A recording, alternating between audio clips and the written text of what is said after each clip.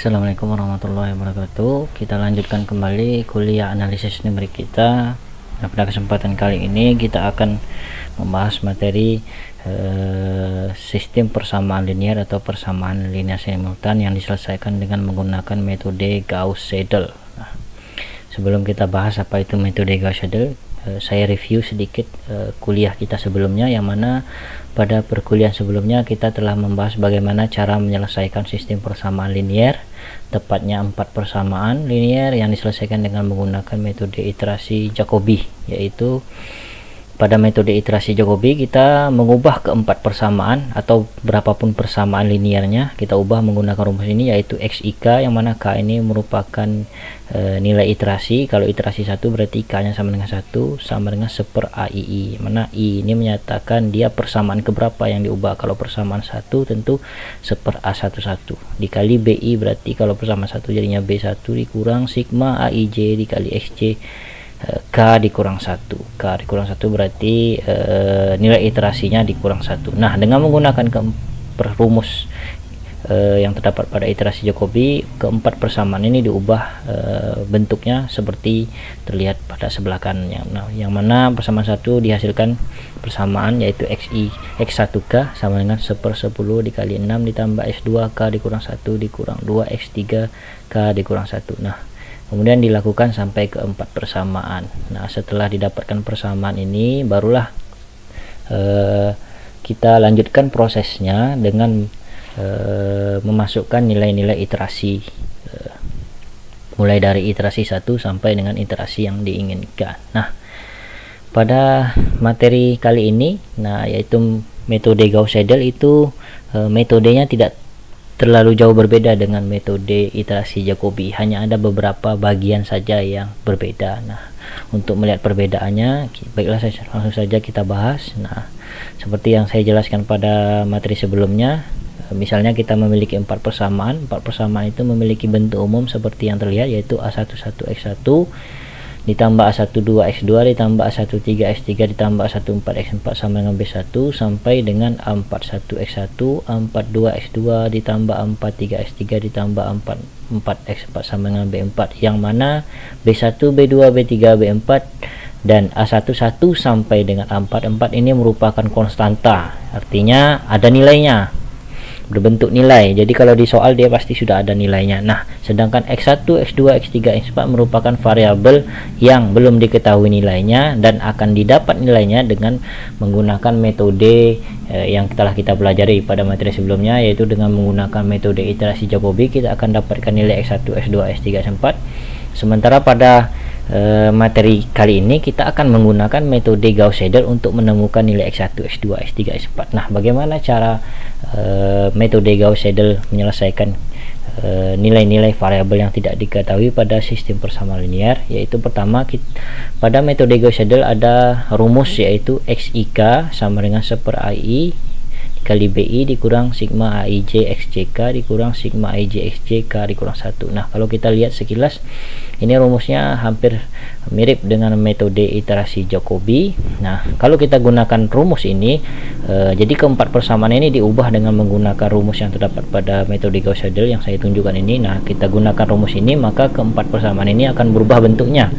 Pada persamaan 1 akan dihasilkan persamaan yaitu X1K sama dengan 1 per A11 dikali B1 dikurang A12X2K kurang 1 A13X3K kurang 1 dikurang A14X4 K dikurang 1, seperti saya jelaskan pada materi sebelumnya, yang mana K ini menyatakan nilai iterasi. Oke, dari persamaan 1 yaitu X1K dihasilkanlah nilai X1K. Nah, kemudian persamaan 2-nya kita ubah juga menggunakan rumus yang terdapat pada metode Gauss-Seidel, akan dihasilkan persamaan sebagai berikut, yaitu X2K sama dengan 1 per A22 dikali B2 dikurang A21 X1K dikurang A23 X3K dikurang 1 dikurang A24 X4K kurang 1. Nah, pada persamaan 2 ini, nilai X1K yang dihasilkan dari persamaan 1 itu langsung kita pakai, langsung kita gunakan dan kita substitusi ke persamaan 2. Nah, di sini ada tulisannya X1K. Nah, nilai X1K ini merupakan nilai yang kita ambil dari persamaan 1. Nah, inilah sekilas perbedaannya pada metode iterasi Jacobi. Nah, pada metode iterasi Jacobi, misalnya kita melakukan iterasi pertama. Pada iterasi pertama kita akan dapatkan nilai X1K, X2, X3, X4. Nah, yang mana X1, X2, X3, X4 itu akan kita gunakan pada iterasi berikutnya. Nah, bedanya pada metode Gauss-Seidel, pada iterasi pertama itu persamaan 1 akan dihasilkan nilai X1K, X11. Nah, X11 ini langsung digunakan pada persamaan 2. Jadi tidak menunggu dulu iterasi ini selesai.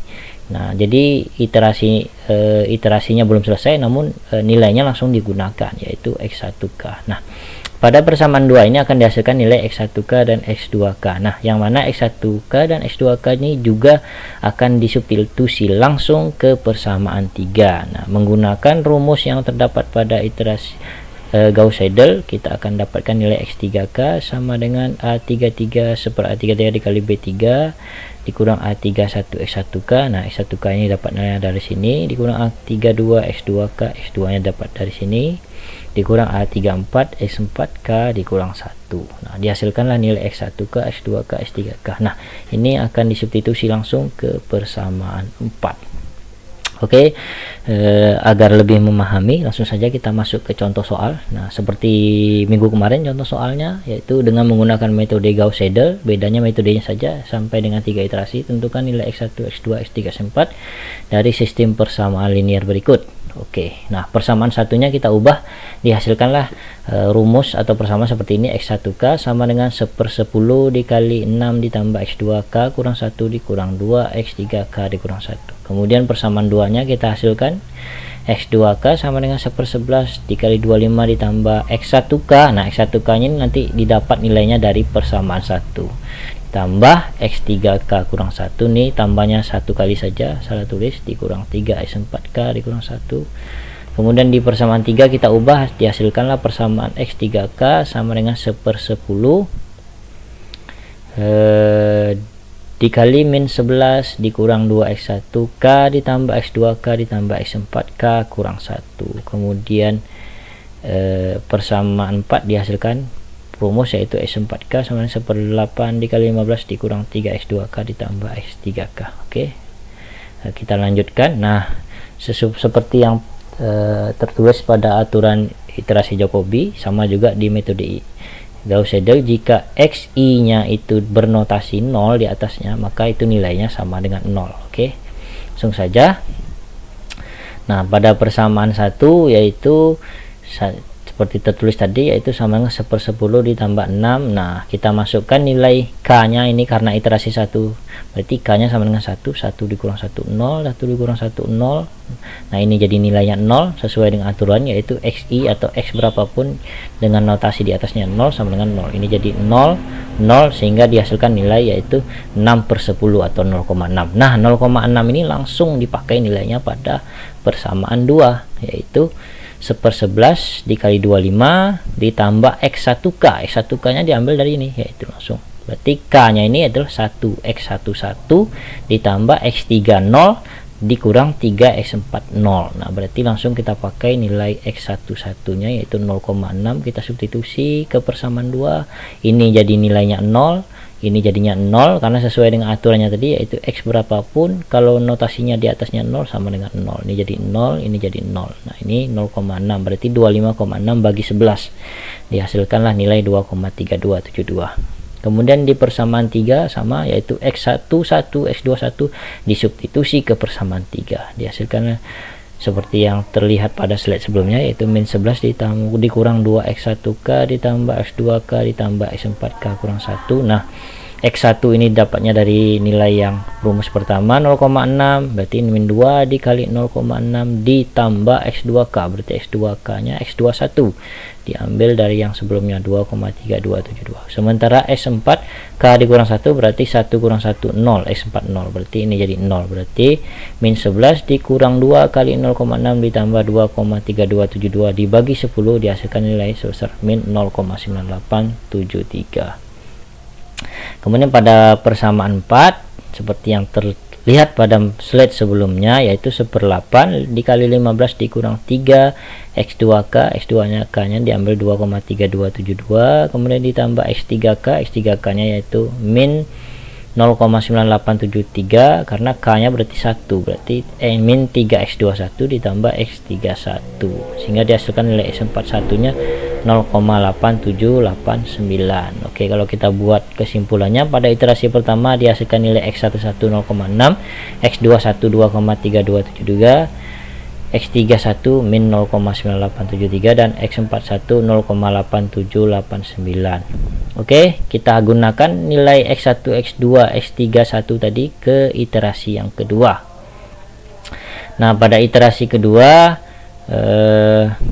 terlihat bahwa kita gunakan yaitu 1/10 ditambah 6 X21 dikurang 2 X31. X21 nya diambil dari 2,3272, X31 nya kita ambil dari min 0,9, sehingga dihasilkan nilai X12 yaitu 1,030. Kemudian X2 nya untuk iterasi yang kedua dapat nilai 1/11 dikali 25 ditambah X12 nya yaitu dapat nilai 1,0300. X31 nya dari yang ini, dari iterasi sebelumnya min 0,9873 dikurang 3 dikali X41 nya yaitu 0,8789, sehingga dihasilkan nilai X22 nya 2,0369. Kemudian untuk X32 pada iterasi kedua dihasilkan nilai yaitu min 1,0145 dengan mensubstitusikan nilai X1 iterasi 2 dan X2 iterasi 2 ke dalam persamaan X3 iterasi 2. Nah, kesini nilai disubstitusikan X12 dan X22.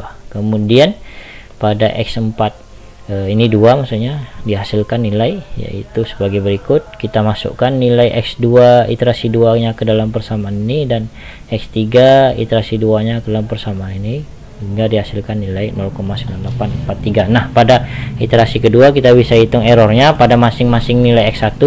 Yang saya contohkan hanya X1 saja, X2, X3, X4 bisa Anda contoh sesuai dengan rumus ini, yaitu X12 dikurang X11 per X12 dikali 100% dihasilkan nilai error 41,74%. Nah, kita buat kesimpulannya, pada iterasi kedua dihasilkan nilai X1 iterasi 2 1,030, X2 iterasi 2 2,0369 dan X3 iterasi 2 min 1,0145 dan X4 iterasi 2 0,943. Nah, ini kita gunakan nilai X1, X2, X3, X4 iterasi 2 ke iterasi yang ketiga atau iterasi yang berikutnya.